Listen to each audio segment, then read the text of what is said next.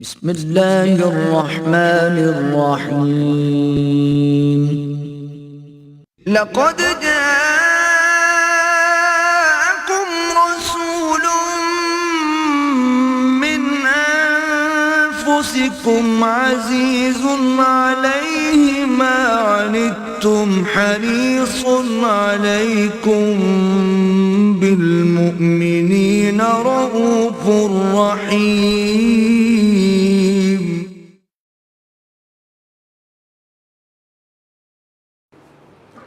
نحمده ونصلي على رسوله الكريم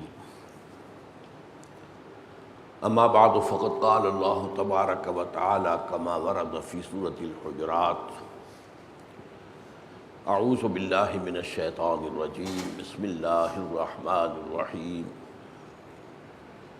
قالت الاعراب آمنا قل لم تؤمنوا ولكن قولوا اسلمنا ولما يدخل الايمان في قلوبكم وَإِن تُطِيعُوا اللَّهَ وَرَسُولَهُ لَا يَلِتْكُم مِّنْ أَعْمَالِكُمْ شَيْئًا إِنَّ اللَّهَ غَفُورٌ رَّحِيمٌ إِنَّمَا الْمُؤْمِنُونَ الَّذِينَ آمَنُوا بِاللَّهِ وَرَسُولِهِ ثُمَّ لَمْ يَرْتَابُوا وَجَاهَدُوا بِأَمْوَالِهِمْ وَأَنفُسِهِمْ فِي سَبِيلِ اللَّهِ أُولَٰئِكَ هُمُ الصَّادِقُونَ صدق اللَّهُ العظيم.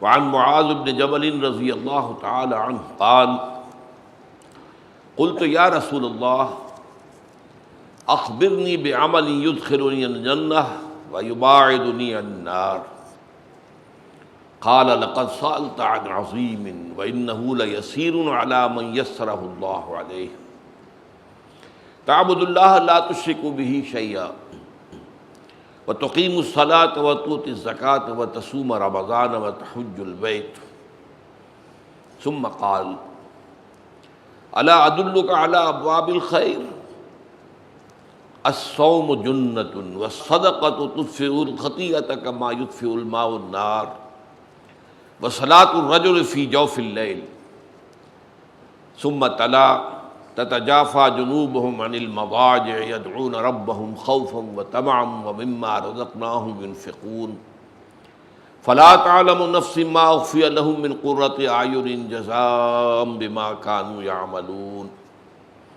ثم قال ألا أخبرك برأس الأمر وعموده وذروة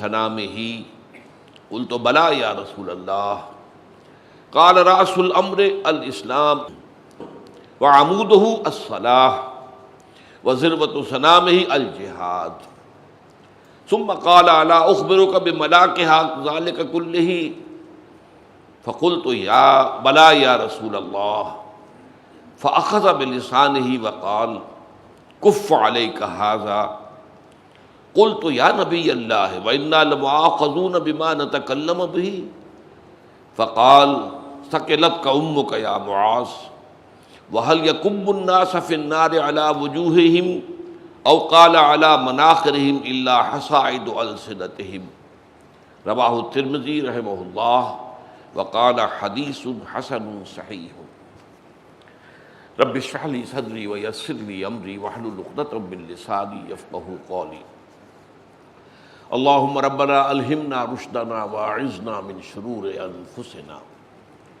اللهم ارنا الحق حقا وارزقنا اتباعه وارنا الباطل باطلا وارزقنا اجتنابه آمین یا رب العالمین. میں نے آج جو 2 آیات سورہ حجرات کی تلاوت کی ہیں وہ اس اعتبار سے کہ ان آیات میں ایک فرق کیا گیا ہے اسلام اور ایمان. کچھ لوگوں کے بارے میں فرمایا یہ بدو یہ دعویٰ کر رہے ہیں کہ ہم ایمان لے آئے. اے نبی ان سے فرما دیجئے تم ہرگز ایمان نہیں لائے ہو، ہاں یوں کہہ سکتے ہو کہ ہم اسلام لے آئے، ہم مسلمان ہو گئے، ابھی تک ایمان تمہارے دلوں میں داخل نہیں ہوا.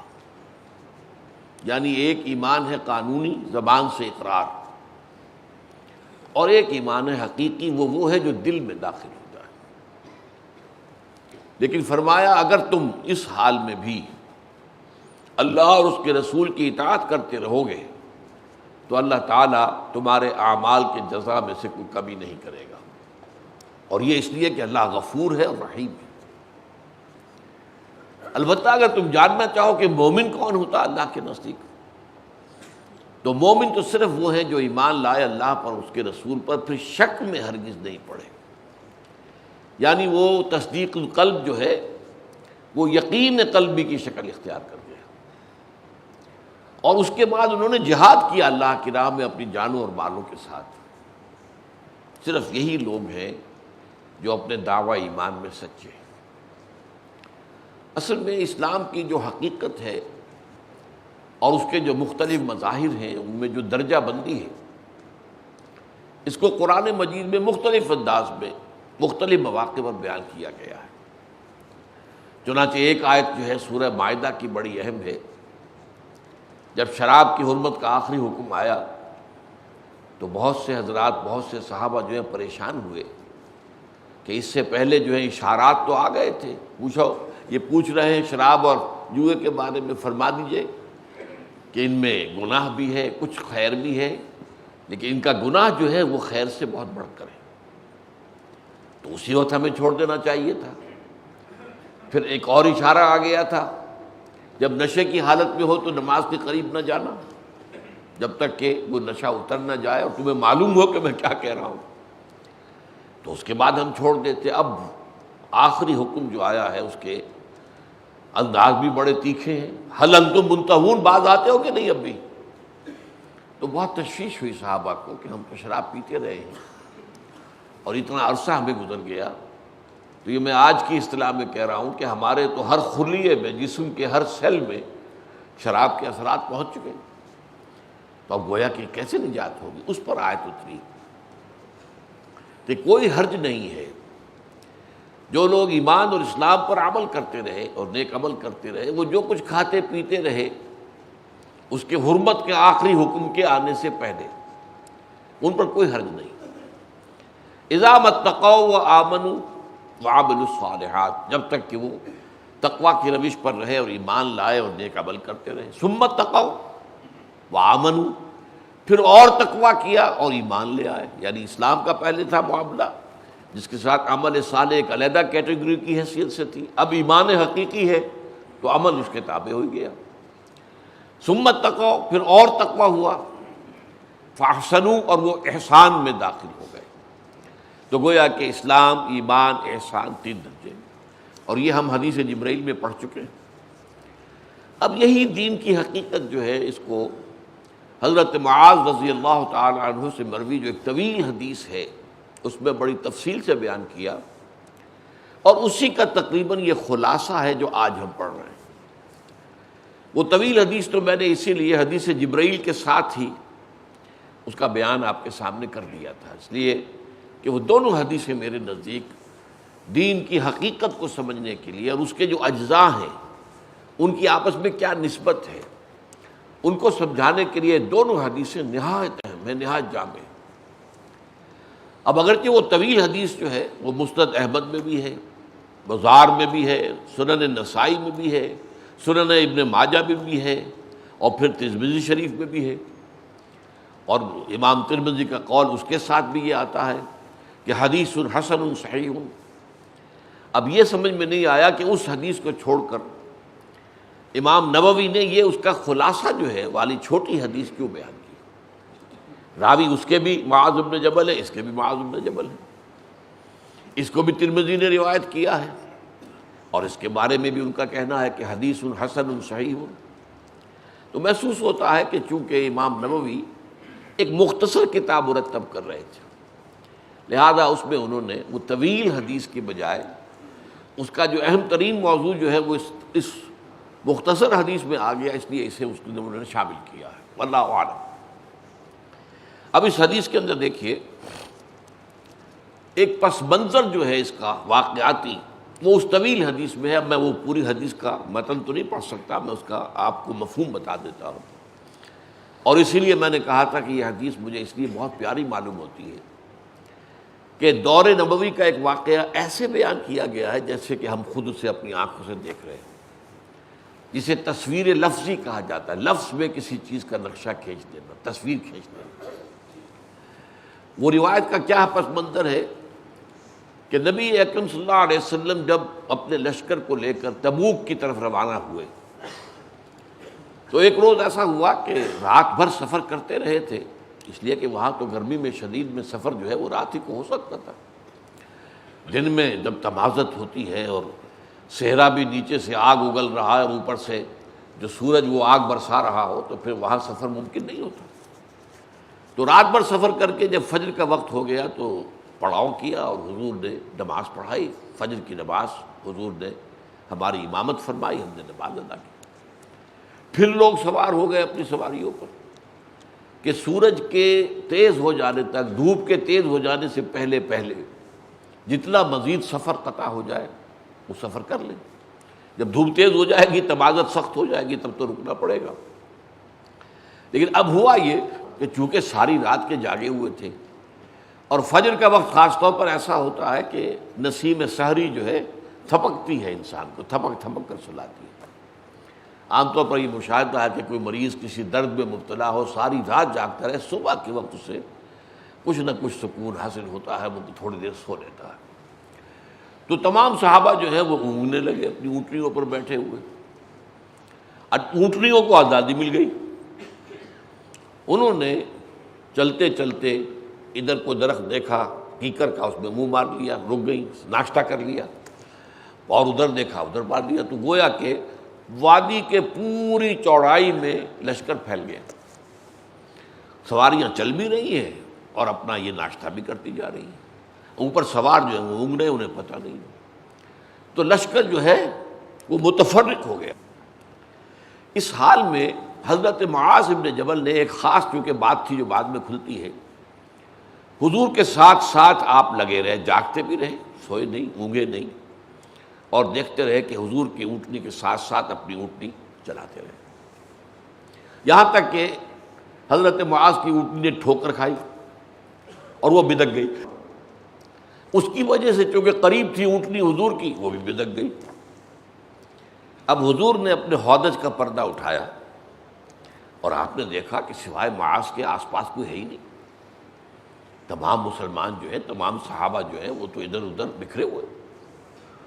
تو آپ نے آواز دی، یا معاذ رضی اللہ تعالی عنہ۔ انہوں نے عرض کیا، لبیک یا رسول اللہ، میں حاضر ہوں۔ فرمایا ادنو دون، اور نزدیک آ جاؤ، اور نزدیک آ جاؤ۔ تو قریب ہو گئے، یہاں تک کہ دونوں کی اونٹنیاں ایک دوسرے سے مس کرنے لگی، رگڑنے لگی ایک دوسرے کو۔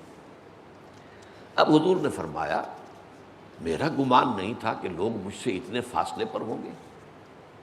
اس کا پس منظر کیا ہے؟ ظاہر بات ہے ہر وقت دشمن تو طاق میں تھا حضور کی زندگی لینے کے لیے، منافقین خاص طور پر طاق میں تھے، وہ جو اپنے ہوتے ہیں بظاہر اپنے ہیں۔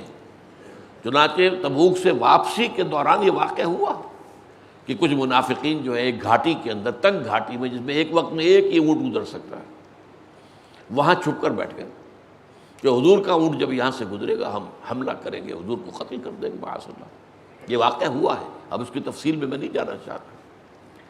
تو حضور کو تعجب ہوا کہ لوگ یعنی مجھ سے اتنے فاصلے پر ہیں، گویا کہ انہیں خیال نہیں ہے کہ وہ میرے آس پاس رہیں حفاظت کے لیے۔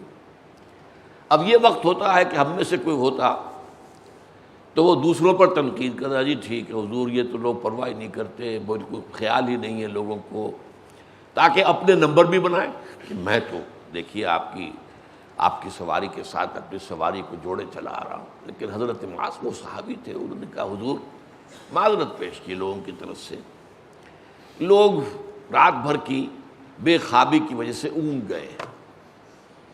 تو حضور نے فرمایا، اب یہ بہت اہم بات ہے کہ آپ نے بھی اپنے سپر ہیومن ہونے کا کوئی دعویٰ نہیں کیا۔ وَأَنَا كُنْتُ نَاعِسًا، ہاں میں بھی اونگ رہا تھا، حضور کے الفاظ، میں بھی اونگ رہا تھا۔ اب حضرت معاذ نے اب جس لیے لگے رہے تھے ساتھ کہ حضور سے خاص سوال خلوت میں کرنا ہے بالکل، جب انہوں نے دیکھا اس وقت حضور کے ساتھ خلوت بھی میسر آ گئی، کوئی ہے ہی نہیں یہاں، اور حضور خاص طور پر اس وقت خوش بھی ہے مجھ سے کہ میرا یہ ساتھی جو ہے اس طرح جاگتا ہوا میرے ساتھ چلتا آ رہا ہے۔ اس پر انہوں نے سوال کیا، وہ یہاں سے اب یہ حدیث شروع ہو رہی ہے۔ یہ سارا پس منظر میں نے بیان کیا اس حدیث کا جو طویل ہے، وہ اگرچہ اس میں 40 نبوی شامل نہیں ہے، مجھے تو یہ بہت پیاری ہے۔ اس کے اندر جو بھی میں نے نکات آپ کے سامنے بیان کیے، تو ہم تھوڑی دیر کے لیے اپنے آپ کو محسوس کرتے ہیں کہ حضور کی صحبت میں، اور اس کے بعد سوال جواب ہوئے۔ اس کا خلاصہ یہاں ہے، قلت یا رسول اللہ اخبرنی بعمل یدخلنی الجنۃ ویباعدنی عن النار۔ اب میں نے عرض کیا، اے اللہ کے رسول مجھے بتائیے وہ عمل جو مجھے جنت میں داخل کر دے اور مجھے جہنم سے، آگ سے دور کر دے۔ قال لقد سألت عن عظیم، آپ نے فرمایا تم نے بہت بڑی بات پوچھی ہے۔ یہ گویا تحسین کا کلمہ، شاباش، تم نے وہی بات پوچھی جو حقیقت پوچھنے کی ہے۔ اس طویل حدیث میں الفاظ ہے بخن بخن، یہ عربوں کا ایک کلمہ ہے کسی کی تحسین کے لیے، تم نے بہت اچھا کہا۔ تو میں کہا کرتا ہوں کہ اردو میں ہم کہتے ہیں بہت خوب بہت خوب، تو بہت کی بے آ گئی، خوب کا خے آ گئی، تو بخن بخن، تم نے بہت اچھا پوچھا ہے۔ لقد سألت بشیء عظیم ثلاث مرات، حضور نے 3 دفعہ فرمایا تم نے بڑی عظیم بات پوچھی ہے، بڑا عظیم سوال کیا ہے۔ وَإِنَّهُ لَيَسِّيرٌ عَلَىٰ مَن يَسَّرَهُ اللَّهُ عَلَيْهِ، اور یہ بات جو بہت بڑی ہے، آسان بھی بہت ہے اس کے لیے جس کو اللہ آسان کر دے، توفیق اللہ کی طرف سے ملے گی۔ لیکن یہ کہ جس کو اللہ تعالیٰ آسان کر دے، جس پر اس کا فضل ہو جائے، اس کے لیے بہت آسان ہے۔ وہ کیا ہے؟ تعبد اللہ لا تشرک بہ شیئا، اللہ کی بندگی اور پرستش کرو اس کے ساتھ کسی شے کو شریک نہ کرتے ہوئے۔ اب یہاں نوٹ کیجئے کہ یہ شرک جو ہے اور عبادت، یہ کس قدر جامع الفاظ ہے۔ عبادت پوری زندگی میں اللہ کی اطاعت مطلق، اس پر تفصیل سے گفتگو ہم کر چکے ہیں، اور وہ بھی اللہ کی محبت سے سرشار ہو کر۔ ہاں کبھی خطا ہو جائے تو توبہ کر لی جائے، دعا کر لی جائے، اللہ سے استغفار کیا جائے، لیکن یہ نہیں کہ مستقلاً کسی ایک گناہ کو بھی اپنی زندگی میں شامل کر لیا جائے مستقل طور، جیسے ہمارے ہاں ہو رہا ہے۔ حج بھی ہو رہے ہیں، نمازیں بھی ہیں، عمرے بھی ہیں، سودی کاروبار بھی ہے۔ اب یہ سودی کاروبار جو ہے یہ تو باقی ہر شے کی نفی کر دے گا۔ تو تعبد اللہ لا تشرک بہ، اور شرک فی الذات بھی ہے، شرک فی الصفات بھی ہے، شرک فی الحقوق بھی ہے۔ کہ ہم سمجھتے ہیں شرک شاید صرف یہی ہے کہ بتوں کو سجدہ کیا جائے، یا بعض جو بھی ہیں زیادہ جو حساس ہیں وہ اللہ کی صفات میں کسی کو شریک کر دینے کو بھی، اللہ کی ذات میں شریک کر دینے کو بھی شرک سمجھتے ہیں۔ لیکن اللہ کے حقوق میں شریک کر دینا، شرک عملی کیا ہے اور توحید عملی کیا ہے، اس سے عام طور پر لوگ ناواقف ہیں۔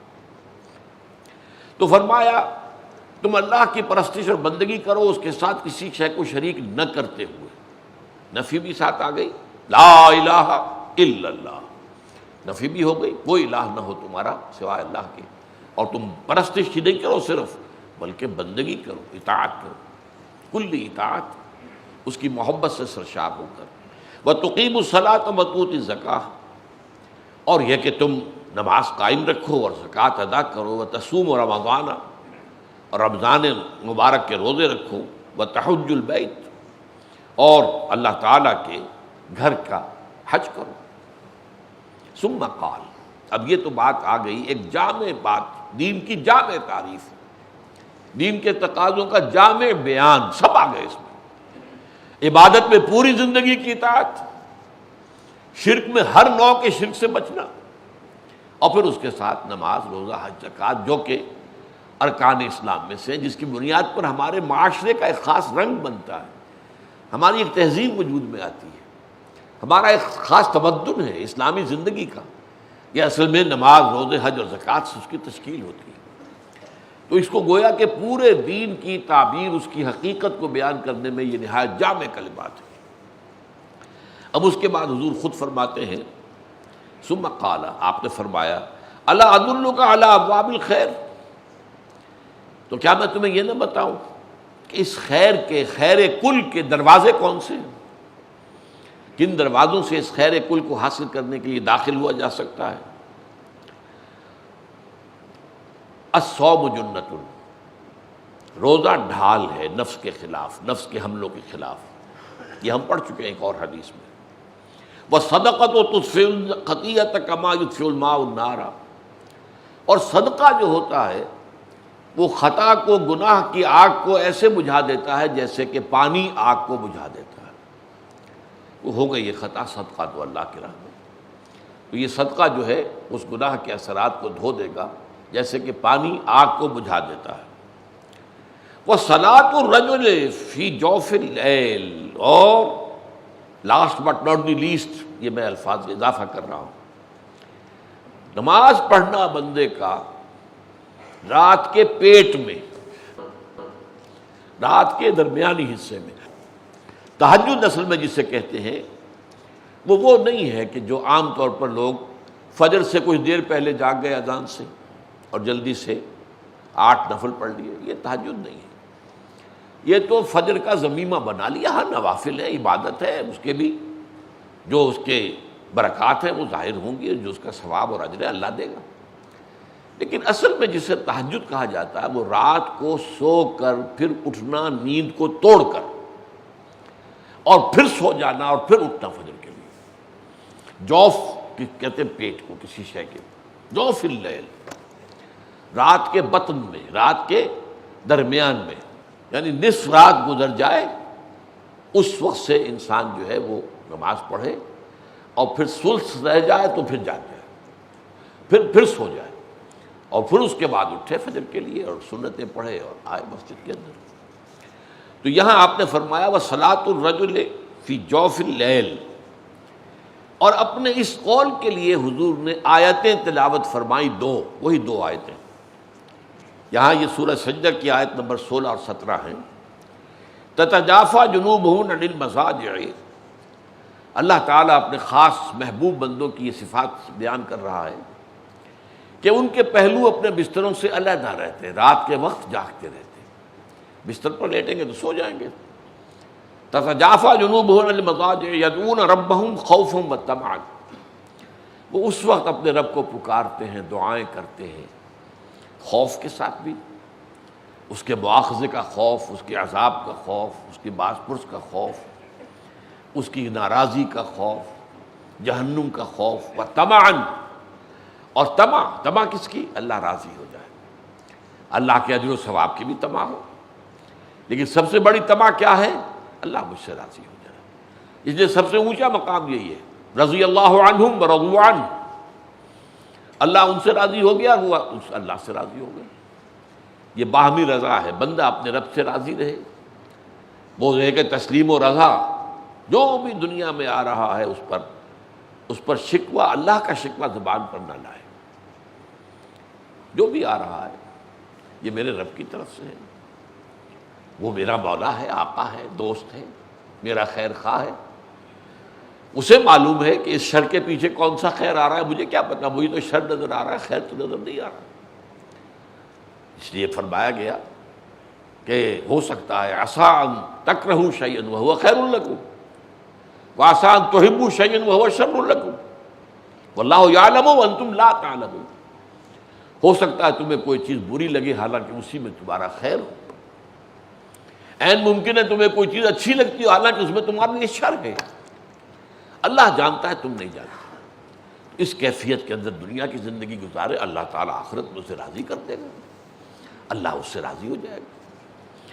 تو یہ ہے در حقیقت اللہ تعالیٰ کے لیے صلاۃ الرجل فی جوف اللیل کا، کہ اس میں تتجافی جنوبہم عن المضاجع یدعون ربہم خوفا وطمعا ومما رزقناہم ينفقون، اور جو کچھ ہم نے انہیں دیا ہے اس میں سے خرچ بھی کرتے ہیں۔ اب اس کی کیا ہے، اس کا بدلہ کیا ملے گا؟ فلا تعلم نفس ما اخفی لهم من قرۃ اعین جزاء بما كانوا يعملون، تو کسی انسان کو پتہ نہیں ہے اس کے لیے اللہ تعالیٰ نے آنکھوں کی ٹھنڈک کا کیا کیا سامان فراہم کیا ہوا ہے۔ جنتوں کی نعمتوں کا تم اندازہ نہیں کر سکتے۔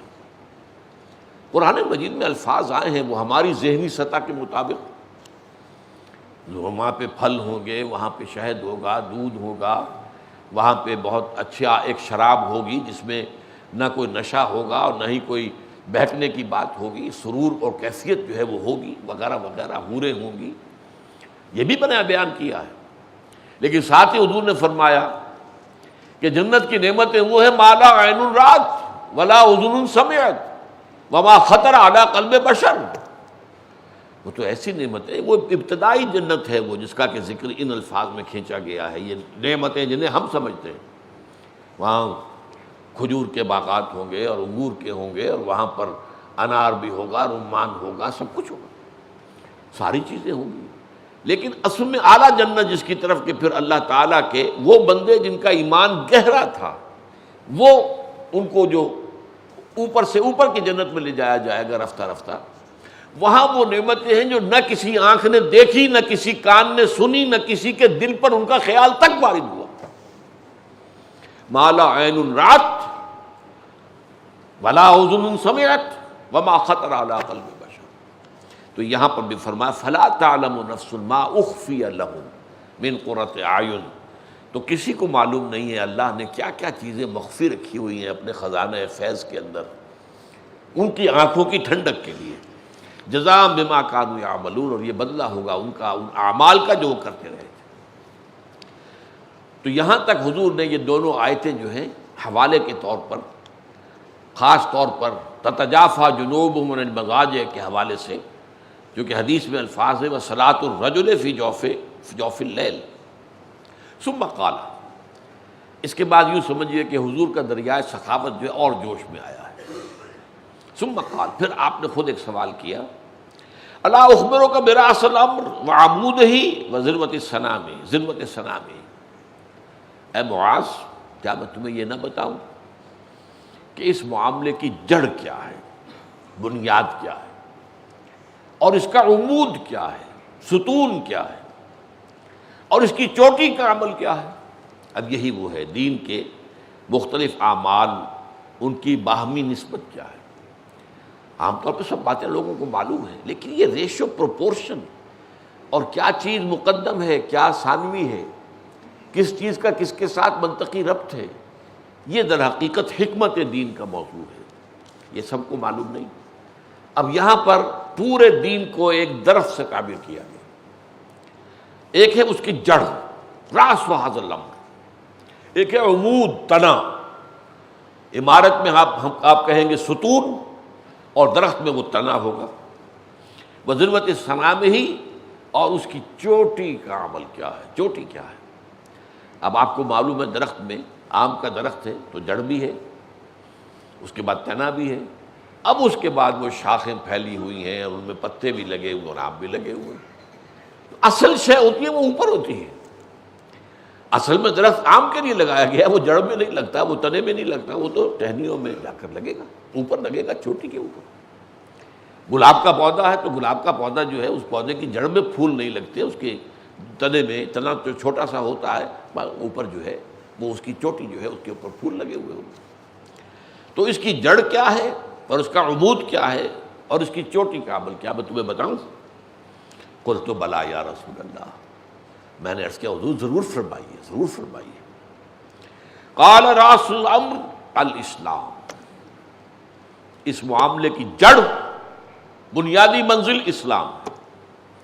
یہاں اسلام اپنے اس معنی میں آیا، ایک ہے اسلام اپنے ارکان کے حوالے سے، بنی الاسلام علی خمس، شہادت اللہ الہ الا اللہ وان محمد رسول اللہ واقام الصلاۃ وایتاء الزکوٰۃ وصوم رمضان وحج البیت من استطاع الیہ سبیلا، یہ حدیث ہم پڑھ چکے ہیں، غالباً حدیث نمبر 3 تھی اس میں، اسی مجموعے کے اندر متفق علیہ ہے حضرت عبداللہ ابن عمر رضی اللہ تعالیٰ عنہ۔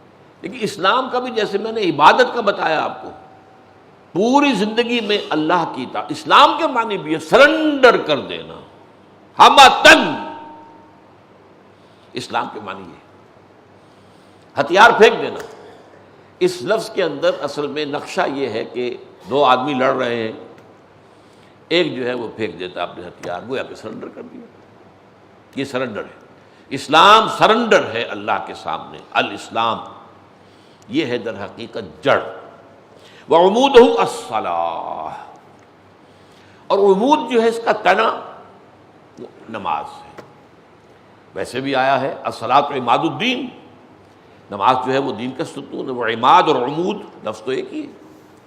وعمودہ الصلاۃ، اس کا عمود جو ہے، اس کا تنا جو ہے، اس کا ستون جو ہے، وہی میں عرض کر رہا تھا کہ عمارت کا تصور کریں گے، عمارت میں بھی ایک بنیاد ہوتی ہے، پھر ستون ہے، ستون پر چھت ہوتی ہے۔ تو اسی طریقے سے درخت ہے، اس کی جڑ ہے، اس کا تنا ہے، اور پھر اوپر جو ہے برگوبار، جسے ہم کہتے ہیں برگوبار ہے۔ تو فرمایا کہ اس کا عمود جو ہے، تنا یا جو اس کا ستون ہے، وہ نماز ہے۔ وَذِرْوَةُ صَنَامِهِ الجہاد، اور اس کے چوٹی کا عمل الجہاد ہے۔ اب یہ ہے اصل میں سمجھنے کی بات۔ ہمارا ذہن سارا کا سارا وہ ارکان اسلام کے اوپر جمع ہوا ہے۔ جو وہ بہت دیندار ہیں وہ بھی بہرحال ان 5 کا تو کر لیں گے معاملہ، لیکن اس سے آگے نہیں جاتے۔ اس لیے میں نے آیت آپ کو سنائی تھی، حقیقی مومن صرف وہ ہیں جو ایمان لائے اللہ پر، اس کے رسول پر، پھر شک میں ہرگز نہ پڑے، یقین والا ایمان، ثم لم یرتابوا، ریب نہ ہو، بالکل یقین بن جائے۔ وجاہدوا باموالہم وانفسہم فی سبیل اللہ، اور جہاد کیا انہوں نے اپنی جانوں اور مالوں کے ساتھ اللہ کی راہ میں۔ اولئک هم الصادقون، صرف یہی لوگ سچے ہیں۔ یعنی اگر یہ دعویٰ کریں کہ ہم مومن ہیں تو ان کو یہ حق پہنچتا ہے، لیکن اگر یہ جہاد ہے ہی نہیں، دل میں یقین ہے ہی نہیں، بہرحال ایک عقیدہ ہے، والدین سے سن لیا، یا جب اسلام کو اللہ نے فتح دے دی تو فوج در فوج لوگ جو ہیں وہ داخل ہو رہے ہیں۔ وہ داخل ہونا اصل میں اس بنیاد پر تھا کہ اب it's no use resisting any more, اب ہم مقابلہ نہیں کر سکتے، we have to surrender. Surrender کا لفظ میں نے استعمال کیا تھا آج۔ تو در حقیقت قرآن نے کیا کہا؟ یہ کہتے ہیں ہم ایمان لے آئے، ان سے کہہ دیجیے تم ایمان ہرگز نہیں لائے ہو، ہاں تم کو ہم نے سرنڈر کر دیا ہے۔ قالت الاعراب آمنا قل لم تؤمنوا ولکن قولوا اسلمنا، ہم نے سرنڈر کر دیا، اب ہماری مخالفت ختم ہو گئی۔ اگر تم نے یہ بھی کیا ہے خلوص دل کے ساتھ، اس میں دھوکہ نہ ہو کہ ٹھیک ہے ابھی تو سر جھکا دو، پھر دیکھیں گے ذرا حالات بدلیں گے تو پھر کھڑے ہوں گے، یہ پھر منافقت ہے۔ لیکن اگر اس قسم کی کوئی بات دل میں نہیں ہے تو اگر آپ ایمان لائے ہیں اشہد ان لا الہ الا اللہ و اشہد ان محمد رسول اللہ، آپ مسلمان مان لیے گئے، بس ٹھیک ہے، اب آپ کی جان اور مال محفوظ ہے۔ تو اس اعتبار سے اسلام جو ہے وہ سرنڈر ہے۔ تو راس الامر الاسلام وعمودہ الصلاۃ وذروۃ صنامہ الجہاد، یہ جہاد نہیں ہے تو پھر پھل نہیں ملا، پھل نہیں لگا اس درخت کو۔ اس درخت میں پھل جو ہے وہ تو جہاد فی سبیل اللہ کا ہے۔ البتہ اس میں یہ ہے کہ سمجھنے کی بات ہے کہ جہاد کے معنی لوگوں نے صرف جنگ سمجھے، نہیں۔ جہاد کے لیے قتال، جنگ کے لیے قرآن کی اصطلاح ہے قتال فی سبیل اللہ۔ سورہ صف میں یہ دونوں الفاظ آئے ہیں۔ قالت، وہاں جو فرمایا گیا کہ یا اہل ایمان هل ادلکم علی تجارت تنجیکم من عذاب علیم، کیا میں تمہیں وہ کاروبار بتاؤں جو عذاب علیم سے چھٹکارا دلا دے؟ تؤمنون باللہ ورسولہ وتجاہدون فی سبیل اللہ باموالکم وانفسکم، یہاں جہاد کی اصطلاح آ گئی۔ ایمان پختہ رکھو اللہ پر، اس کے رسول پر، جہاد کرو اللہ کی راہ میں جانوں اور مال کے ساتھ۔ یہ ہے آیت نمبر 11 سورہ صف کی۔ اور آیت نمبر 4 میں کیا ہے؟ ان اللہ یحب الذین یقاتلون فی سبیلہ صفا کانہم بنیان مرصوص، اللہ کو محبت تو اپنے ان بندوں سے ہے جو اس کی راہ میں جنگ کرتے ہیں، ایسی صفیں باندھ کر جیسے سیسا پلائی ہوئی دیوار ہو کہ دشمن اس کے اندر کوئی رخنہ پیدا نہ کر سکے۔ تو قتال فی سبیل اللہ بھی ہے، جہاد فی سبیل اللہ بھی ہے۔ مکے میں 12 برس جہاد فی سبیل اللہ ہو رہا تھا، قرآن کے ذریعے سے جہاد، دعوت و تبلیغ کا جہاد، تربیت و تزکیے کا جہاد، تنظیم کا جہاد، یہ جہاد ہو رہا تھا۔ مدینے میں آ کر وہ جہاد قتال کی شکل ہو گیا۔ تو اس لیے اس اعتبار سے نوٹ کر لیجئے کہ جہاد جو ہے وہ صرف جنگ کا نام نہیں ہے، جد و جہد، آپ اللہ کے دین کے غلبے کی جد و جہد کریں۔ ظاہر بات ہے اس کے لیے پہلے لوگوں تک اللہ کا دین پہنچانا ہوگا، پھر جو واقعتاً قبول کر لیں دل سے خلوص کے ساتھ انہیں جمع کرو، منظم کرو۔ ظاہر بات ہے قتال تو جب تک مناسب تعداد میں لوگ موجود نہ ہو، مناسب تیاری نہ ہو، اور وہ اس کے لیے ان کی ٹریننگ بھی پوری نہ ہو گئی ہو، اس وقت تک جنگ تو نہیں کی جا سکتی۔ خودکشی تو نہیں کرنی ہے نا، جنگ کرنی ہے، تو جنگ کے لیے تو تیاریاں ہیں۔ اس لیے جہاد کے لفظ کو نوٹ کیجئے یہاں پر کہ جہاد ہے کہ جو کہ چوٹی کا امر ہے۔ ہو سکتا ہے کوئی لوگ جہاد کر رہے ہوں، اتنی تعداد میسر ہی نہ ہو کہ قتال کیا جا سکے، تو وہ اگلا قدم تو نہیں اٹھائیں گے، لیکن صرف جہاد ان کی نجات کے لیے کافی ہو جائے گا۔ ہاں اگر اللہ کی طرف سے اس معاشرے سے ریسپانس مل جائے اور معتدل تعداد کے اندر لوگ آ جائیں اور منظم بھی ہو جائیں، انہوں نے اپنے اوپر بھی اللہ کے دین کو نافذ کر لیا ہو، یہ نہیں کہ اپنے اوپر اپنے معاملے میں اپنے گھر میں تو دین ہے نہیں اور باہر دین نافذ کرتے پھریں، یہ نہیں، اپنی ذات پر اپنے گھر میں دین نافذ کیا ہو اور پھر منظم ہو گئے ہوں کسی ایک امیر سے بیعت کر کے، بیعت سم و طاعت اور بیعت جہاد، اور وہ منظم اور سم و طاعت ان کے اندر خوگر ہو گئی ہو اور ان کے دلوں سے ہر امنگ نکل گئی ہو سوائے اللہ کی رضا کے اور آخرت کی فلاح۔ یہ نہیں کہ حکومت کی طلب میں کر رہے ہوں یا مال غنیمت کی طلب میں کر رہے ہوں، نہیں، معاذ اللہ ثم معاذ اللہ۔ وہ تو پہلی جو حدیث تھی اس مجموعے کی، انما الاعمال بالنیات، اعمال کا دار و مدار نیتوں پر ہے۔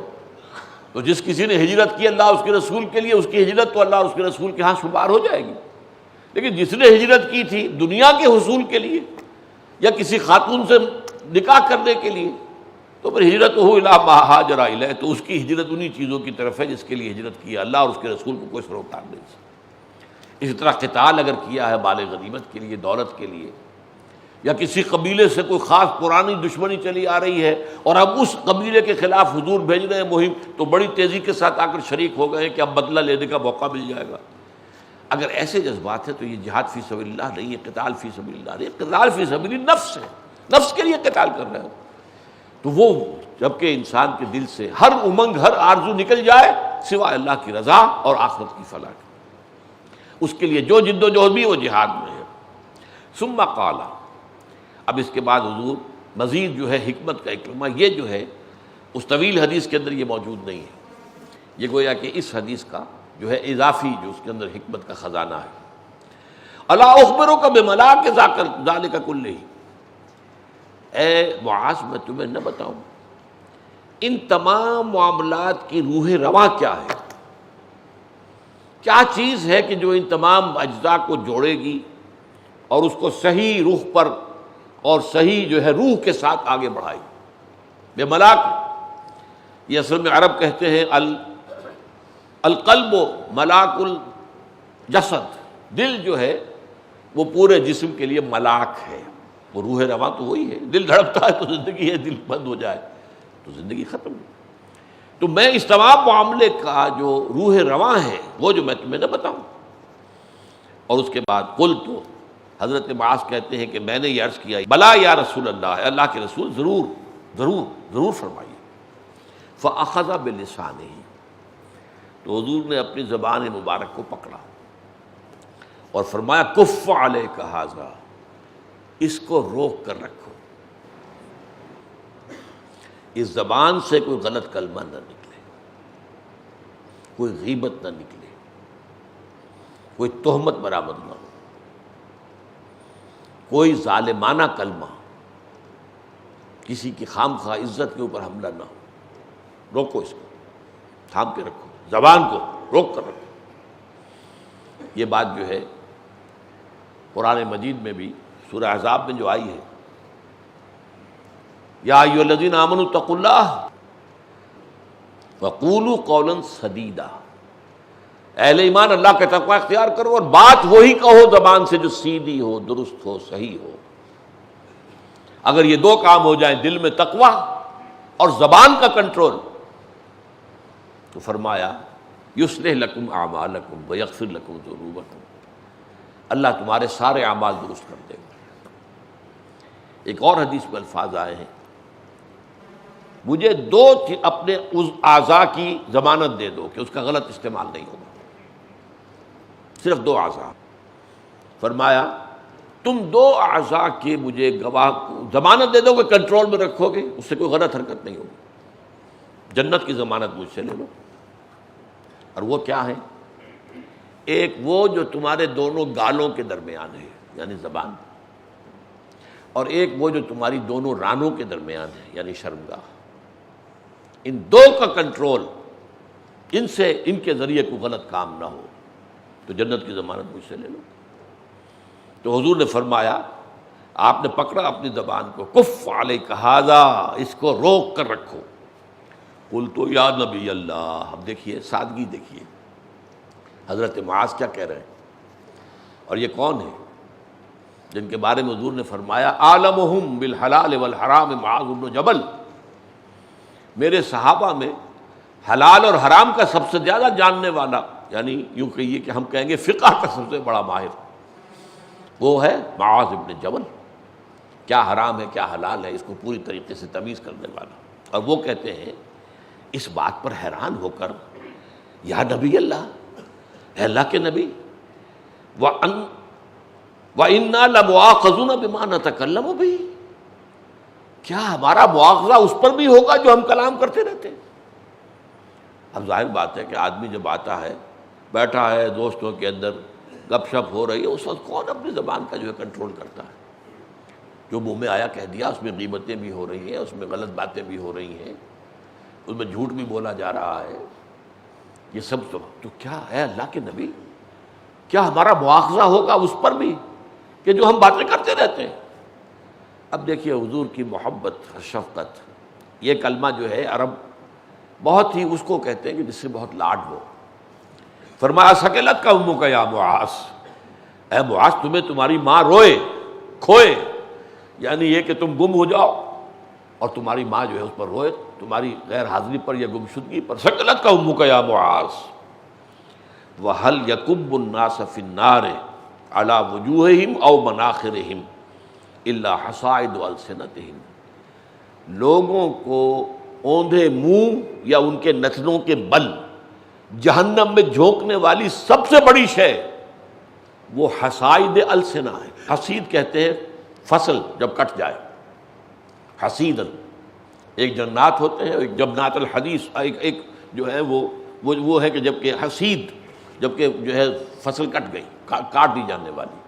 درخت وہ ہے جو کھڑا رہتا ہے، اس میں سے پھل اتار لیا جاتا ہے۔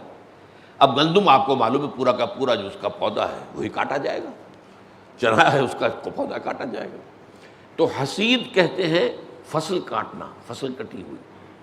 تو گویا کہ حصائد السنتہم، زبان سے جو بھی لفظ نکلتا ہے وہ ایک بیج بن جاتا ہے آخرت کے اندر، اور وہ وہاں پر پھر پروان چڑھتا ہے، پودا ہے۔ اور تمہاری زبان سے نکلے ہوئے یہ جو فصلیں ہیں جو اپنی زبان سے بو رہے ہو، جب یہ کٹیں گی تو وہ ہوں گی سب سے بڑھ کر انسانوں کو جہنم میں جھونکنے والی۔ وَهَلْ يَكُبُّ النَّاسَ فِي النَّارِ عَلَى وُجُوهِهِمْ، یا آپ نے فرمایا او عَلَى مَنَاخِرِهِمْ، نتنوں کے بل یا چہروں کے بل۔ یہ لفظ کا انہیں اشتباہ ہے کہ آپ نے وجوہہم کہا تھا یا مناخرہم کہا تھا، چہروں کے بل یا نتنوں کے بل۔ آگ میں جھونکنے والی چیز جو ہے وہ زبان کی کھیتیوں سے بڑی اور کون سی شے ہوگی؟ یہ جیسا کہ میں بتا چکا ہوں حدیث حسن صحیح ہے، اور یہ امام ترمذی اپنی جامع میں اس روایت کو لائے ہیں۔ فصلی اللہ تعالی علی خیر خلقہ محمد وبارک وسلم تسلیما کثیرا کثیرا۔